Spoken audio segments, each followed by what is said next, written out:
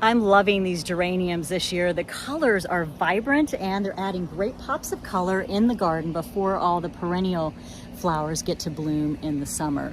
Gerber daisies doing really well also.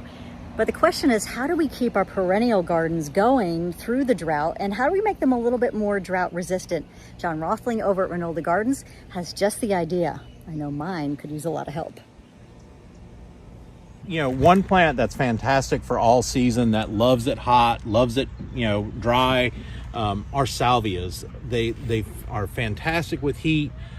They'll basically, in early summer, they'll do this huge push of flowers. They'll kind of back off a little bit during the summer, but as fall comes back in, they'll explode again in flowers. And you'll see hummingbirds going nuts over these. And there's so many different colors. Like there's that one. There's this amazing little bicolor that's over here. Do not cut them back in winter. Okay.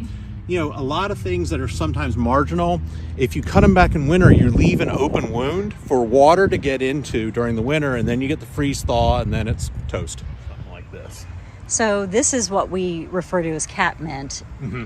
And was this the same as down there? Okay, yeah. So very hardy during drought conditions. Absolutely. I mean, you know, when we get into the peak of summer, it'll slow down a little bit, and then we're going to shear it, and it'll reflush.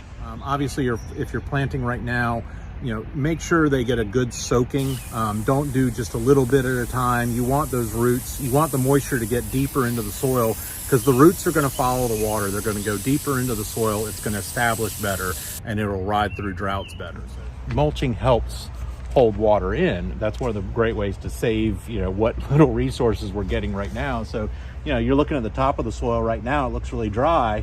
You start going down and you can see the darker color. That's because the moisture is being held in. Hardwood mulch, it holds in moisture well, and then it breaks down and adds organic to the soil, so it's a win-win.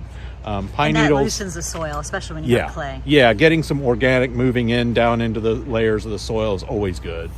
Next time from Reynolda Gardens, we'll talk about vegetable gardening and how to get ours really going as we head into summer. From my backyard to your backyard, happy watering. Whew, it's hot out here.